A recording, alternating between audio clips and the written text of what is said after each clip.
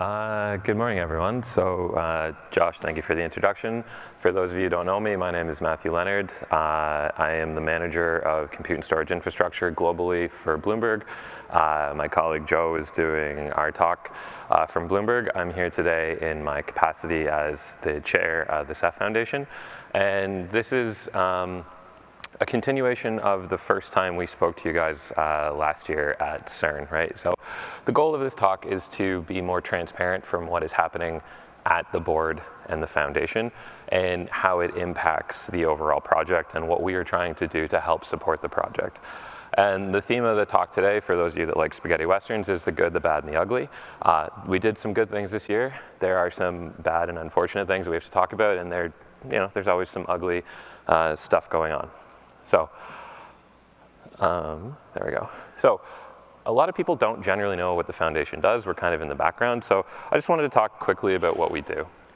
So, we're a nonprofit organization where we can pool our resources as a community, right? We're stronger together. As Joe was talking about in his talk, right?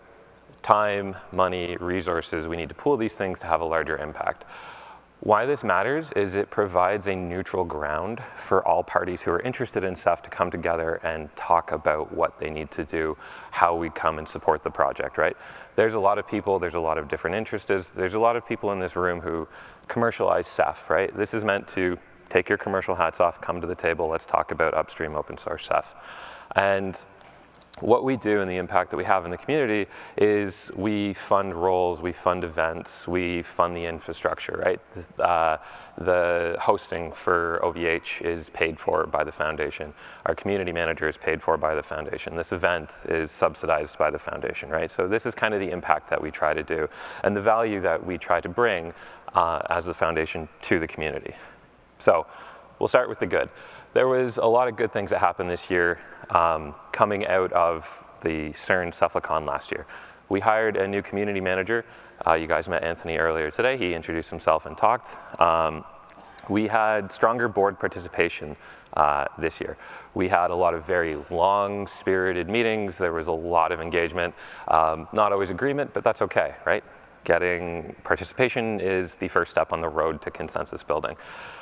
We had a resurgence of Ceph Days this year, more than last year, and 2026, it looks like we're gonna have even more next year than we had this year, as well as this. I think the CEC said this yesterday. This is the first time Ceph-a-Con has made it to North America, if I'm correct, guys. So it's great to see everyone again. It's nice to have this event, and it's nice to be on home soil. I am Canadian, so it's nice to be home. So I'm not going to reintroduce Anthony. He already kind of went through all of this, but one of the good things we did this year is we decided that we needed to make a larger push to the outside world as the foundation, right? The foundation is quite small in membership. The board is even smaller than that. And how do we grow, right? How do we get more computer science students and engineers to become developers? How do we get more companies using Ceph? How do we get those companies from just using Ceph to being part of the foundation, contributing their time, their money, their resources so we can grow, right? And what we decided was, best intentions, we all want to do this, we all have day jobs, right? So we needed to have a dedicated person for our community to help go out there and actually help us grow, and that's where Anthony comes in. Foundation engagement. As I mentioned, we're not huge, but we're not tiny either. So we are 26 members. This year, Western Digital and Samsung rejoined, so we're very happy to have them back. I saw Jason somewhere, there he is. Sony has joined for the first time, so we're really excited to see them. They were at Ceph-a-Con at CERN last year, and I think we were able to talk them into joining us. We've got a hardware committee. IBM is graciously donating some hardware to ensure that the project stays stable. The foundation will like to ensure that there is neutral hardware that we own. So trying to get a hardware committee to have open source upstream hardware. The ambassador program has expanded, and we are getting stronger community engagement via Anthony, our community manager, right? Blogs are up, links are up, clicks are up, all that good stuff. I kind of mentioned this already. Ceph Days are making a resurgence, which is great. This is awesome to have everybody in one spot at one time, but I think the boys from out east, 45 Drives, were saying it was actually easier for them to go to Europe than to come here, right? It's a big world. We're all over the place. Trying to have more local events to try to reduce the barrier to entry, especially in today's world with geopolitics, inflation, travel budgets. So we've increased the number of Ceph days this year from last year, and we are projected to increase the number of Ceph days again for next year. So that's all great. And then finally, the big good thing is this is our first Cephalicon in North America. There's been some exciting talks about Tentacle coming up, as well as all the fun and cool and interesting things that all of you are doing in the community with Ceph, both from the development side, the forward-looking side, the productization side of it, how we are making impact for our companies, how we are pushing our industries forward. Another positive sign for Ceph in and of itself is that the Slack account has increased. Right, I believe it was Neha's talk yesterday where she was showing, stonks only go up, right? Commits are going up. We are getting more people into the Slack channel, right? So this is all good. These are positive indicators that the community is growing, and hopefully the board can take some credit for that. Now, not everything is rainbows, sunshines, and unicorns, right? Unfortunately, there are some bad things out there. There's financial uncertainty and foundation sustainability, right? And well, what does that mean? Financial uncertainty. I would say it's less to do generically with us, but in the current geopolitical environment, in the current economic environment, there is a lot of pressure on funding for research and open source, right? We are a donation-based organization. You join us, you pay a fee to come with us. As people are looking to cut their costs, we can be seen as a luxury item, right? So that kind of hampers us a little bit, right? Revenue will be down. That means we have to be even more thoughtful about what we're trying to do. With that, you run into the problem of fewer and fewer corporations are responsible for funding the bulk of this, which means that you have a bit of a key dependency problem. If you lose any one of those very small number of top-level sponsors, that could have a disproportionate impact on the foundation, right? So it behooves us all to go out, talk to our companies, try to get more people involved, right? The more companies involved, the more democratic this is, the less key dependencies we have. All of you had to get here, all of you have to buy groceries, all of you have to live, right? Costs are rising. Inflation from the pandemic has not been tamed despite whatever we're being told. Costs are rising faster than we are able to generate revenue, which means that dollar per dollar, year over year, we have less spending power. And then maintaining the stability, right? Balancing our ambition with reality. Right? We want to do everything. We want to conquer the world. We want to, have the nicest, shiniest labs. We want to have Cephalicons all over the place every year. But like, money is money, and we don't have infinite sums of it. So we have to make sure that we are being impactful about what we do. Some of the foundation sustainability. We are looking to fully transfer and move into the LF. And that means that there will be potentially a new governance structure ahead. On the technical side of the project, I think that'll be very similar to how it works now.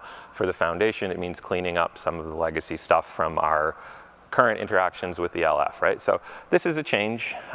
Changes can be scary. This is not necessarily a bad thing, but it is something we have to deal with. And what that means is we need to update our charters, right? This also is not scary. As we move through time, as the project changes, as the landscape changes, we need to make sure that the technical charter reflects the best interests of the technical community and keeps the project open. We need to make sure that the foundation's charter does the same. As I said, this is a big chance. It's a big opportunity. This is a great chance for you guys to get involved and voice your opinion as we redo these documents and chart our course forward. I just kind of mentioned that part there. So now we're on to the ugly. There is rising competition, right? Ceph is at the forefront of this. And we have a head start on a lot of these other players out there in the space, but they're hungry and they want our lunch money, right? And some of the talks have, other keynotes had mentioned this, right? There are people who are nipping at our heels. There are people who are entering the software-defined storage industry looking to displace Ceph, right? When you're at the top, everyone's coming for you. So we need to make sure that we stay hungry. And this dovetails with a lot of the other keynotes around impact choices. Are we hearing the right people? Are we making the right decisions? Are we investing in the right places to make sure we maintain our competitive advantage? We stay ahead of those upstarts. Some of the stuff, it's not surprising. Even Joachim's talk just here talked about ease of use and the auto thing, right? So there are people coming for us. One of the, I think, the lowest hanging fruits, and one of the things that's probably been in almost every talk at some point, is the ease of use of Ceph, right? If we can lower the barrier to entry, if we can lower the barrier to operate it and maintain it, if we can bring TCO down, we will continue to stay ahead. There is a great opportunity here. I believe it was Vincent and Neha and Danny's talk last year that talked about the market growth for software-defined storage, some of the industry changes moving away from Broadcom. There's a lot of opportunity out there, right? And we need to make sure that we meet that moment and get there. Some of the other keynotes, I think it was 45 Drives, mentioned about performance, right? Flash is coming. People expect more out of their storage, right? They expect more from these systems. How do we drive performance up? How do we drive latency down? And then the last bit, which we've kind of already spoken about, we have tough decisions to make. We don't have infinite time, infinite members, infinite resources. So we have to be judicious about what we invest in to really try and move the needle, right? So we've had to scale back on some initiatives to put our money and our time and effort in other things, right? Funding the most critical and impactful roles, and trying to align our resource allocation with the longer term impact of the project, right? This is not fun, this is not easy, but it is what the board has to do.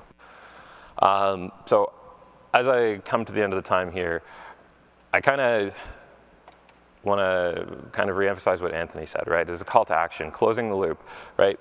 We need your input. We need to know what support you need. My colleague Joseph mentioned that there is now a form that you can fill out to submit a request to the foundation for funding for initiatives, right? To try and get this to be more grassroots.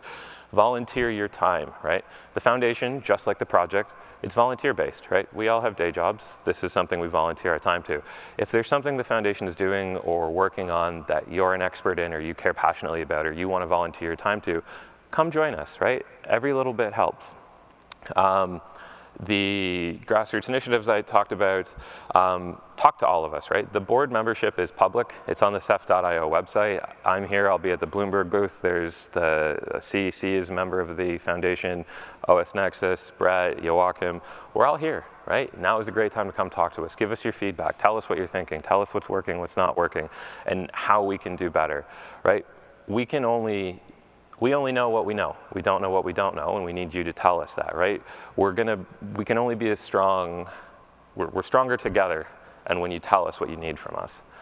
So in closing, similar to Anthony, and Anthony made this lovely survey for me because I'm not good with computers, help us shape the future of the foundation, right? This is your foundation. This foundation is here to serve you. It serves the project. It serves the community. Tell us what we need to do, what we can do better. So if you scan this QR code, it will take you to a survey where you can leave your inputs. And also, it has a question that asks if we can contact you for help, right? This is our way of trying to reduce the barrier to entry for help. If you want to get engaged, this is your way to fill out, hey, I do actually want to help. If there is a project or an initiative around X, Y, and Z, I would like to be involved in that. Shoot me an email and I will help donate my time to moving the needle on this. I think that is it, yeah. Thank you very much.